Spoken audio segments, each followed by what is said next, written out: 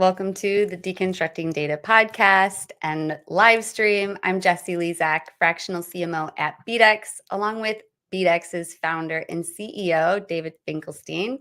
What's going on, David? Anything new? Hey, Jesse, I'm good. You know what's funny is I listened to a podcast today. I'm a member of Perplexity. Have you heard of that one? It's AI platform. No.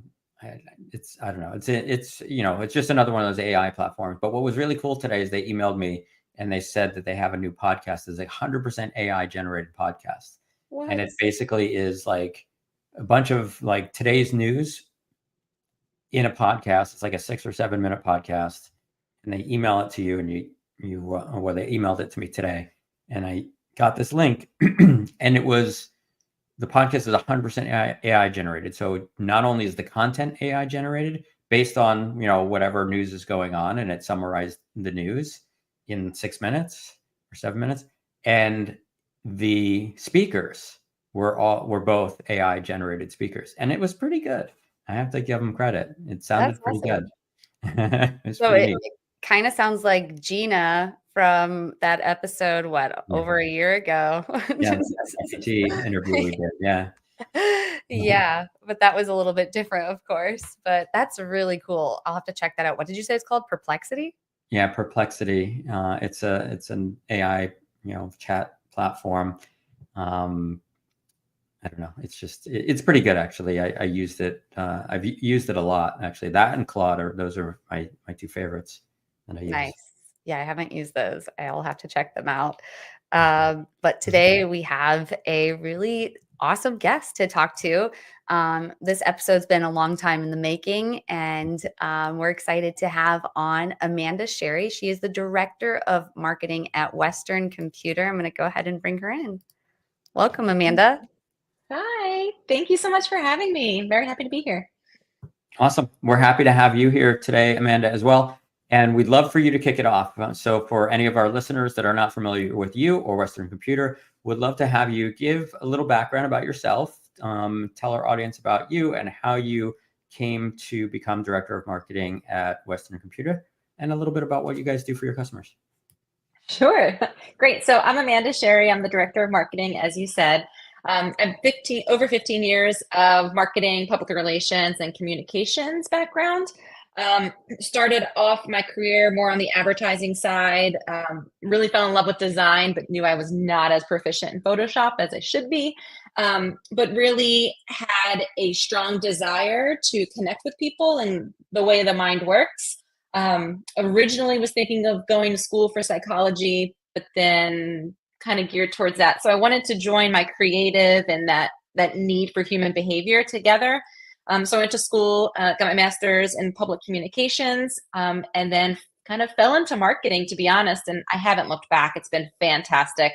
I really love what I do and the people that I work with overall. I found Western almost 10 years ago, my first time in the Microsoft channel and the ecosystem. Really great place to be. It's small and it's tight knit, but everyone kind of has your back.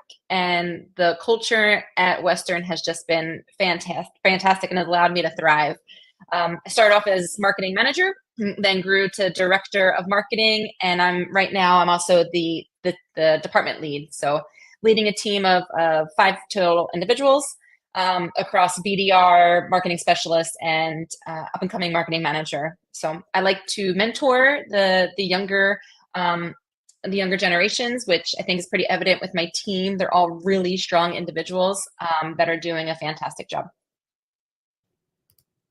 That's awesome. I'm excited to get into this conversation because even, before we went live, we had a really good conversation about data analytics and marketing and some of the work that you're doing. So our first topic, let's have you jump in and tell us a little bit about your thoughts on the future trends in data analytics and marketing. Yeah. So I forgot to give a little bit about Western overall. So Western is a Microsoft Cloud Solution partner.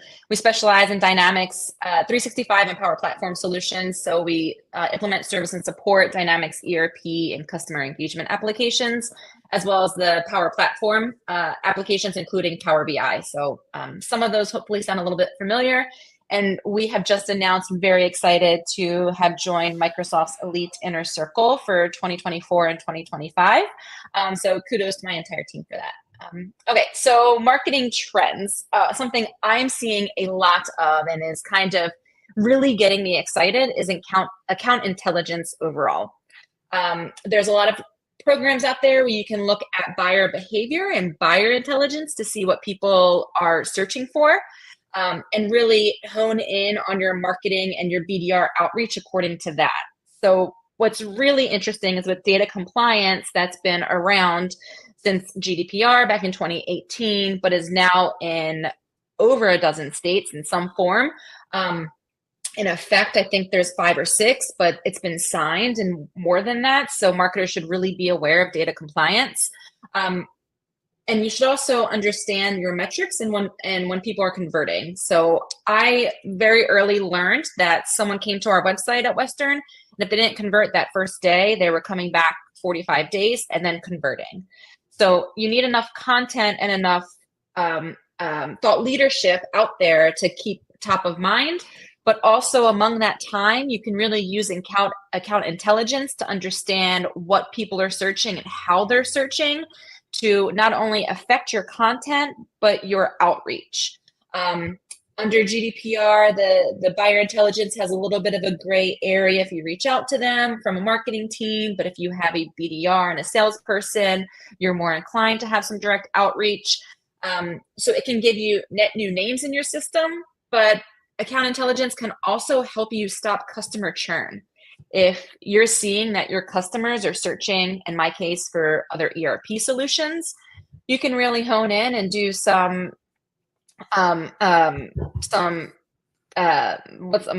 word's escaping me, but hopefully you get what I'm saying, that you can recon. So you can go in there and say, hey, is everything okay? How's your account going? Are you satisfied with everything that's going on? And then that's when they may come and present to you an issue of no, I'm actually really not happy because of this. I was thinking of going to a different ERP solution, and you can stop it before it becomes a larger issue. So account intelligence is something that we're using at Western today, and I'm kind of in the beginning stages of it, and I'm really excited to see the potential where it goes. That's really exciting.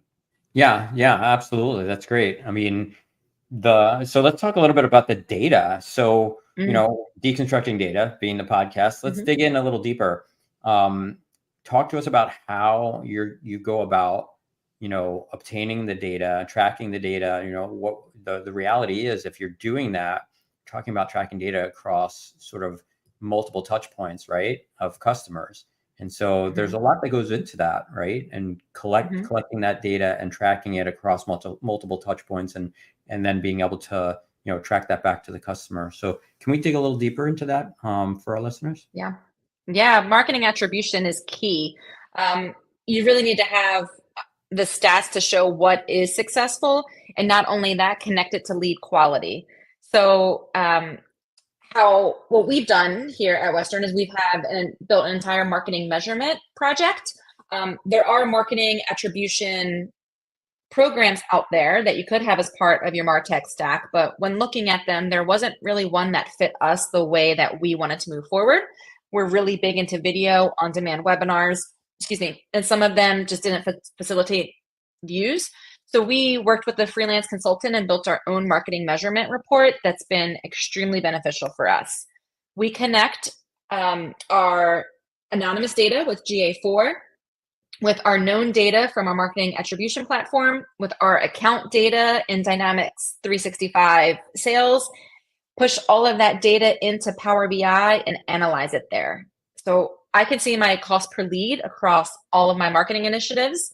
I can see what campaigns by using UTMs really drive the most traffic for not only my anonymous, but then what is converting into that known. So what I said, I'm able to see what's affect that 30 to 45 day marker. I can track all of the anonymous activity and use that, and then understand what piece of content or what initiative they converted on. So we have several marketing sources, the unknown and the known, super important. A lot of companies sometimes focus on just the converting. This is what they converted on a Google Ads campaign, or they converted on a webinar. But all of the steps leading up to that are so important, probably much more so than what is converting, because people are self-guiding themselves through the sales cycle before they ever fill out a form and give information.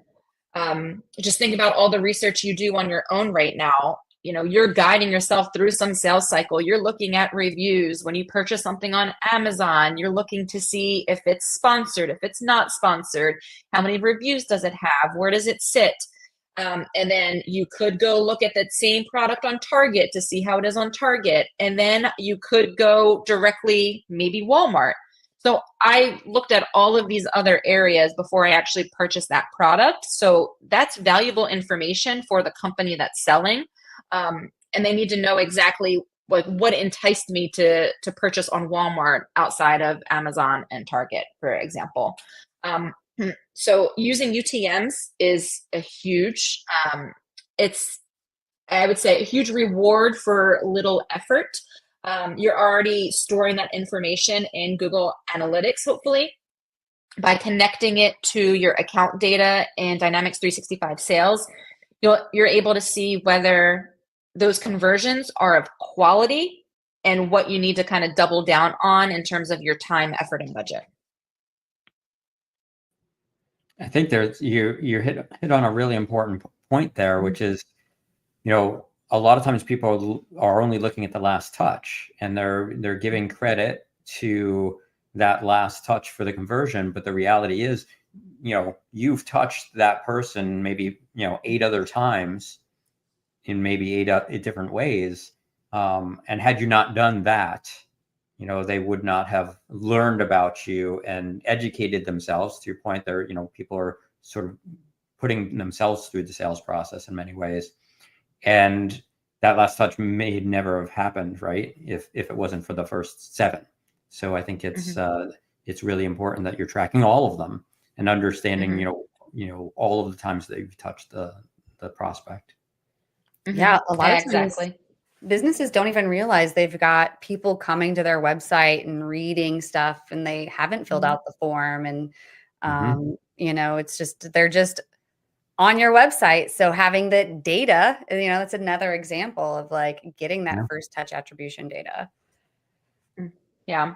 I think one of the unfortunate trends of, so you did mention the digital world, right? It's so hard to clearly state how someone first found you, sometimes, because it's such a digital world that we live in, and there's so many different ways in which we can reach out to people now. It's not as cut and dry as it was before in terms of direct mail or email or cold calling. There's so many other ways in which someone can come across your brand. So one of the unfortunate trends, which is a little bit disheartening sometimes, but there are ways around it if you have the right integration between a lot of the programs, is that attribution is going to get harder. Social media impressions and views, they're hard to relate to, right? If someone's looking at a YouTube video and they see you on the side and something remains top of mind, they may come to your website days later. That may look like direct to you, but it's really YouTube. Yeah. Social media impressions throughout the scroll. If people are scrolling and look at something that they really like, they may stop for a few seconds, but not necessarily engage with your post. AI is changing the game across the board. If you look at Google now, Google's really trying to become a destination more than a search engine. So Google is answering questions. They're showing you things that you can buy directly from Google without even going to other pages. They're trying to answer all the questions to keep you on Google. That is partly because they are trying to sell ads too. So they're looking for an impression. They are a business.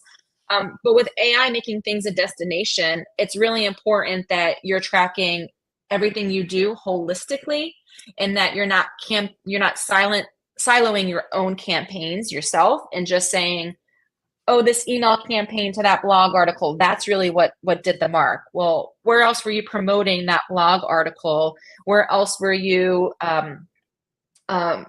just socializing your brand? Did you go to any events? Events have always been pretty cut and dry with an ROI in the past. Sometimes it's not always about the leads you get from events. Sometimes it's more about, new names from an event. Sometimes it's about progressing the leads that you already have. So it's really important within all of your data and the deconstructing of the data is that you understand where people are coming and how they're converting, but that information is not always as black and white because data attribution is getting harder now than it ever was before. 100%. I couldn't agree more. Yeah. I love that you use deconstructing data in that description too. Totally. I thought you would. I'm a marketer, right?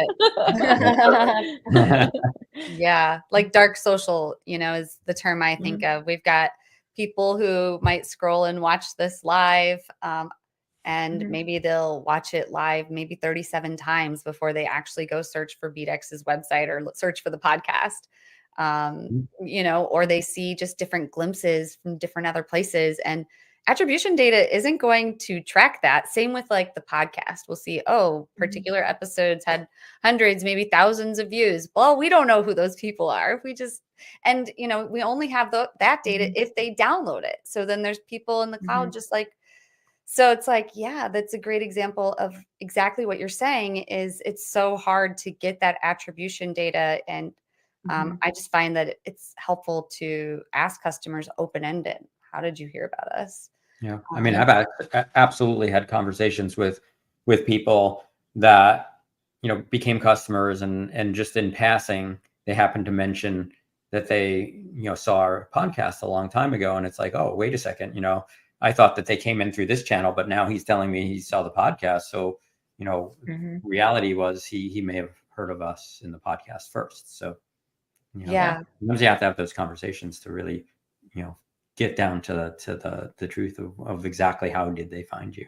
It's true because even when you first ask them, they might say Google because they'll hear you on the podcast, but then they'll go search you on Google. So it's psychology. It's so hard to understand. But let's move into our next topic, Amanda. Polarizing beliefs in marketing and the power of SEO. Could you kick us off here?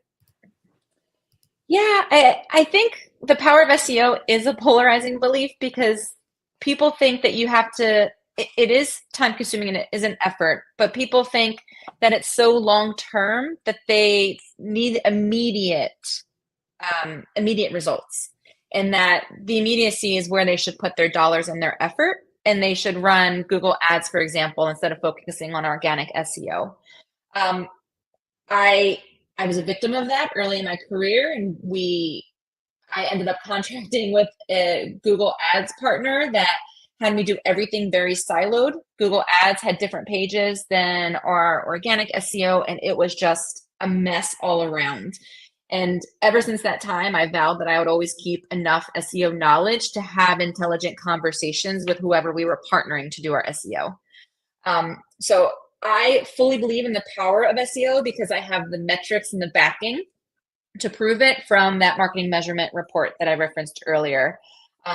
Our organic leads, those that are both first touch and converting touch, are higher in quality than majority of the other efforts that we do.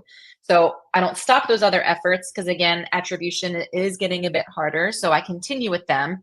But we really hone in on our website and trying to make as many SEO updates as possible. We do tech audits regularly. We have always been a huge believer of writing for a person and not a bot.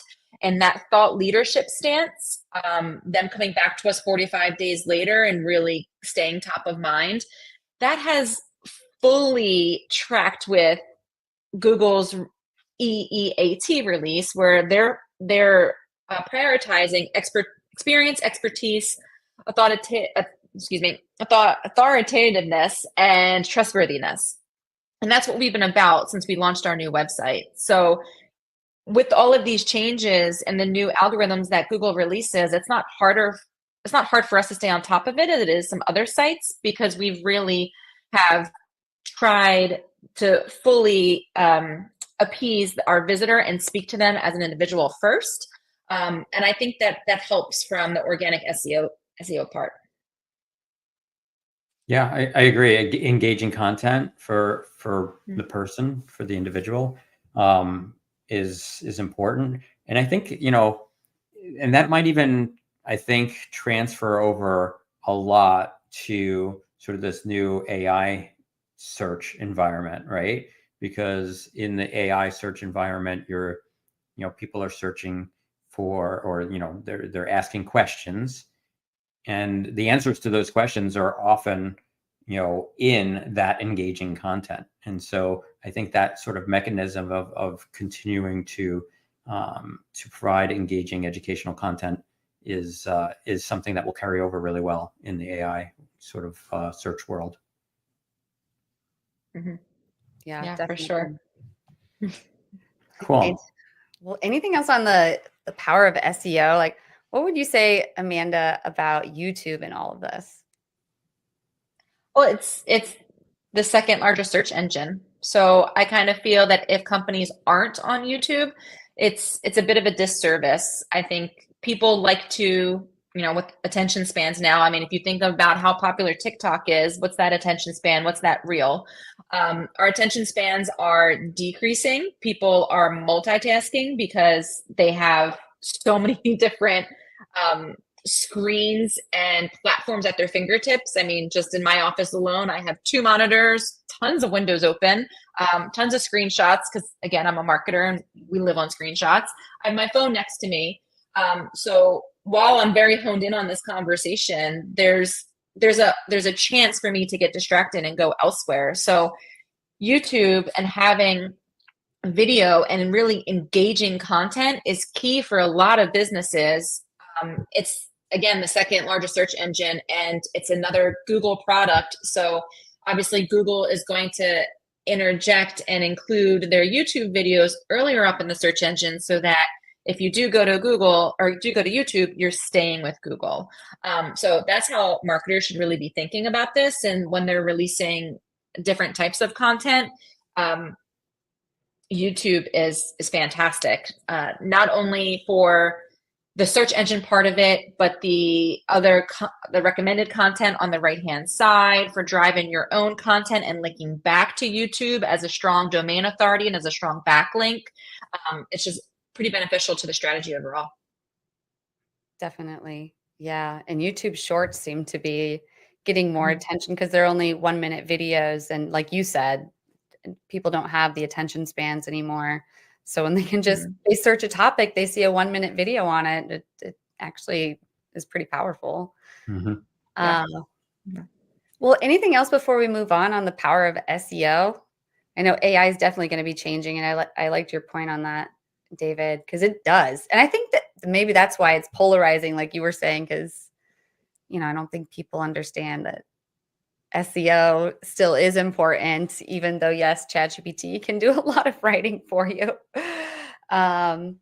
But I guess we'll just transition on then to the next one, which is all about Microsoft space. And you were telling us pre-show, you're a Microsoft Teams person. They're like totally into the ecosystem. So talk to us about data-driven marketing in the Microsoft space. Oh my gosh, I love everything Microsoft. We use all Microsoft, obviously, since we are a Microsoft partner, we use all Microsoft products ourselves here. And that's been really great and helpful. I mentioned Power BI a couple times.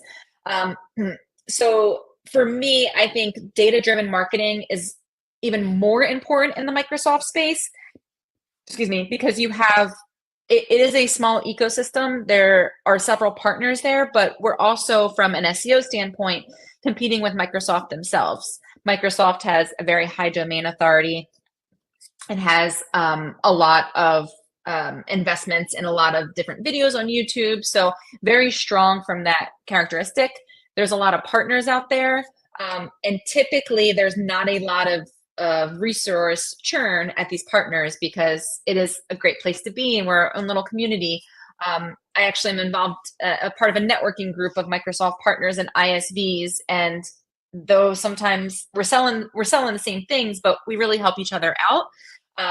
And we really kind of wrap our hands around each other and help us through different questions and projects. So I really love that. I think it's important for Microsoft marketers to have that data-driven side, because very typically they're small marketing teams with small budgets. Outside of the really large partners, marketing teams are usually under 5 people. Marketing budgets are smaller percentage-wise than what you would find from other large B2B or B2C companies. So it's a very competitive landscape overall when you're thinking about the resources and the seats, and when you're thinking about the budget and the teams. So if you use data to back yourself and prioritize what you should and should not be working on, and take the marketing analytics and connect that into your lead quality and hone in on what leads are converting and what leads are driving opportunities and driving sales, you're going to stand out as a marketer in this space, hands down. A lot of partners don't have that ability and that visibility to connect all of the dots. So having integrated programs and having all of the different tech stack that we do has really allowed me to show what we are capable of and show where we should prioritize our marketing budget, which has increased our leads dramatically. We just did a presentation to my company, and our MQLs are up 84% from year over year. So now we're really focusing on driving those MQLs into SQLs, and that's our marketing focus. And I've been able to drive those increases with my team for those MQLs because we analyze the data on a monthly basis. We're looking at where things are coming in, where things are dropping off, what is working, what's not. If we get a feeling that something is bringing in spam or leads outside of our target geo, we immediately run reports, look at the data to back it, and then contact our SEM vendor and flag it and say, hey, it's only been a couple of weeks, but we're seeing a huge increase here. And this is the data to show it. And they've taken that data and they've gone to Google and say, this is what our client is seeing, and this is why they're not supposed to be seeing that data.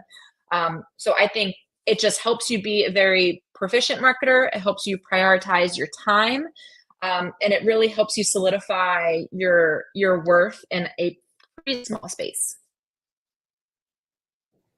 That's great. Did you say in a pretty small space? The Microsoft ecosystem in general, the Microsoft partner ecosystem. Okay, I was going to say, I think of the Microsoft ecosystem as a huge space. I meant that like the Microsoft partners and like the Microsoft job. So in terms of, kind of making like a bit of a name for yourself or understanding, it's very common at Microsoft events to hear from the same marketers a lot.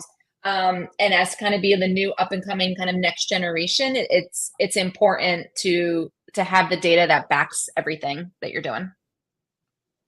So not the Microsoft sales ecospace, more of the resourcing and the partners themselves. That's awesome. And to your point, it sounds like to me like you guys are eating your own dog food in a sense, right? I mean, it sounds like you're implementing a lot of the work, a lot of the analysis that you guys are doing as a company, is work that you would do for your clients, right? And so you're proving that it works, and that's impressive. And I think that as a customer looking in, I think that's a great presentation to be able to say, look, we're doing all of this, we're using all of these tools, we're analyzing it in Power BI, and we can help you do the same and be more effective. Yeah, it's funny you should say that, David. I've actually been asked to record a video on just that, how we're using our own systems and how it's been effective for a small marketing team and how we've seen the improvements of it.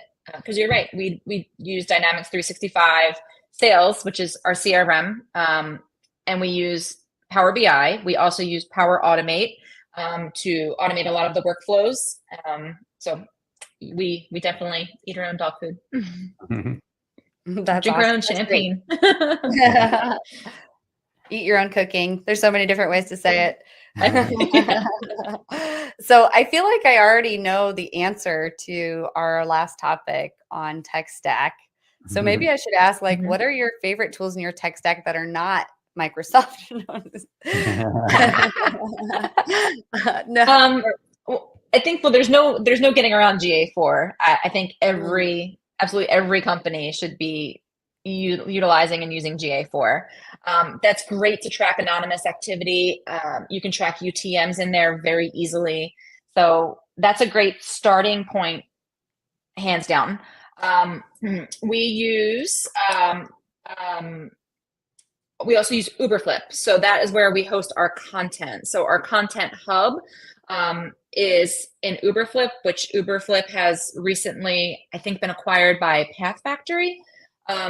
So instead of all of our content being siloed, so our YouTube videos were on YouTube, our on-demand webinars were someplace else, our blog articles were on one landing page, sales sheets on another, case studies on another, is all very siloed. And that was problematic because we were finding that people were coming to our website and wanted to look for industry related content. That those are the landing pages that they were going to. But then when we took them to our resources, our distribution case study was on this page, our distribution blogs were on this page, and it was all over the place.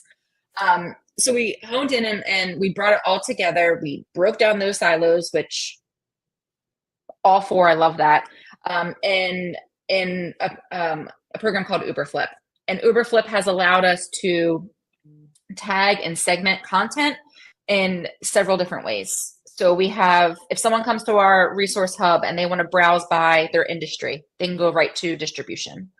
If they want to browse by what product they're interested in, they can come to our website and look at Dynamics 365 Business Central.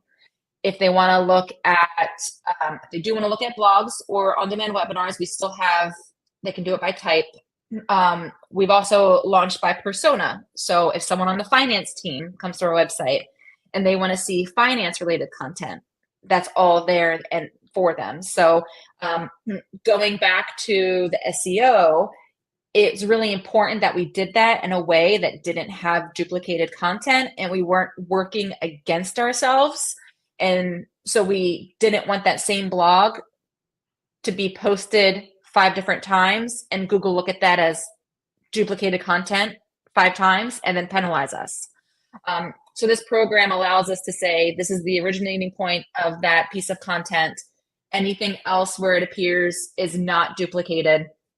So it allows us to really give a seamless content experience for the visitor while allowing us to have that strong SEO backing that is super important, as we mentioned earlier. So Uberflip, Dynamics 365 sales, huge one. CRM in general is really big for marketing teams to get in there and to understand and to really look and analyze lead quality, super important to fully connecting those dots. Marketers need to get out of vanity metrics. I no longer look at page views. I no longer look at time on page.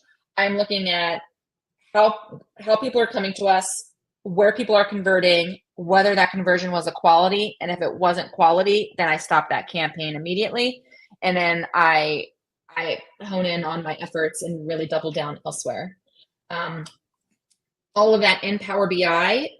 I know it's a Microsoft program, so I apologize, but Microsoft Power BI has allowed us to really facilitate campaign targeting.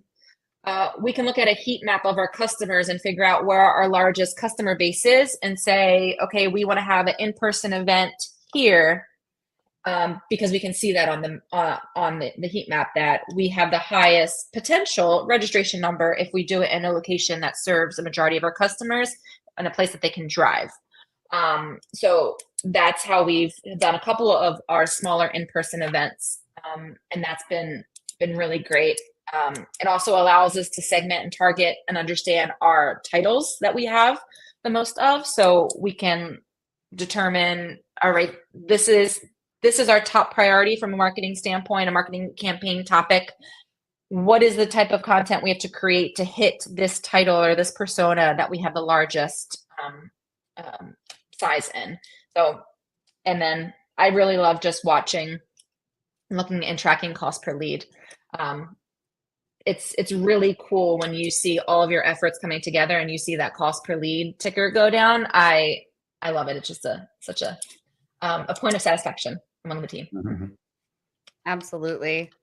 Well, thank you so much for sharing that. And that's all really great information. I don't think I've ever come across anyone who's used the full Microsoft ecosystem the way you do. So that's really great. And I've never heard of Uber Flips. Is that what you called it? Uber Flip. But I do believe that they just got bought up by Path Factory. Oh, okay. By who? Oh, yeah. Path Factory? Path Factory? I believe. I'm hoping. Yeah. We've been with Uber Flip for years. They've been a great company to work with, and a great program. They helped us in terms of the SEO when we first launched. It was fantastic. They have a sales enablement portion. So it's a program I'd recommend. Yeah. Very cool. All right, cool. Always learn something new. There's other programs that I've used. There's other programs that I've used in the past, like Hotjar. Hotjar is awesome. If you're starting out a website and looking like where people are clicking and heat maps, if you don't have that built out in GA4 yet, it's a bit of a really great entry point to understand how people are on your website and where they're interacting. The more experienced you get with GA4, some of that information is also there, but it takes some building out. Absolutely. And then, you can work with a tool like BDEX to find out who are those people that are, visiting your website. Because you're right. Like you can sit there and you can look at what they're clicking on all day, but Hotjar is not going to tell you who they are. And a lot of tools won't even tell you who they are down to the household. So that's sort of unique that, BDEX is doing some really cool things there, but yeah, I digress. That's that account intelligence data. That is a huge trend. That data is going to be so impactful moving forward. Totally. Absolutely. So in closing, Amanda, would you like to tell listeners how they could find you after the show? Yeah, I am on LinkedIn fairly often. So my maiden name is Amanda Wells. So I believe my URL is under my maiden name. So yep, Amanda M. Wells. So LinkedIn/IN/Amanda M. Wells. Feel free to reach out and connect with me there. You can also go to westcomputer.com. We have a website chat that is run by our team. It's not AI powered quite yet. So you can connect with myself or anyone else at Western through our website chat, or even fill out a form and just say you'd like to get a hold of me, and I'll be glad to respond. That's awesome. Well, thank you so much for sharing all of that.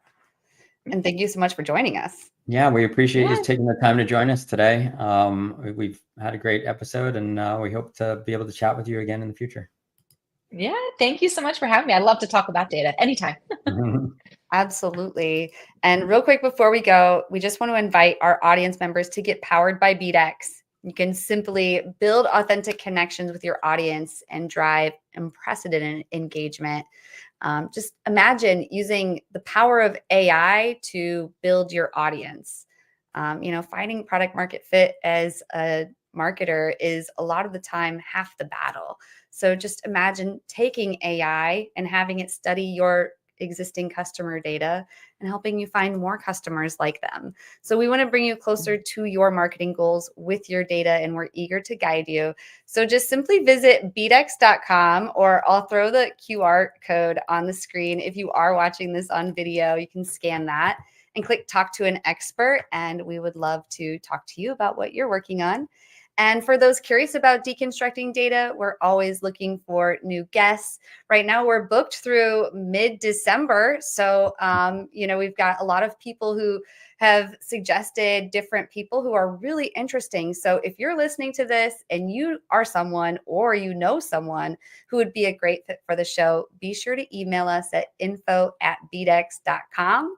And if you want to learn more about our audience and the potential to sponsor, you can send an email to that same address at info@bdex.com and share your qualitative data with us so we can make this show better for you.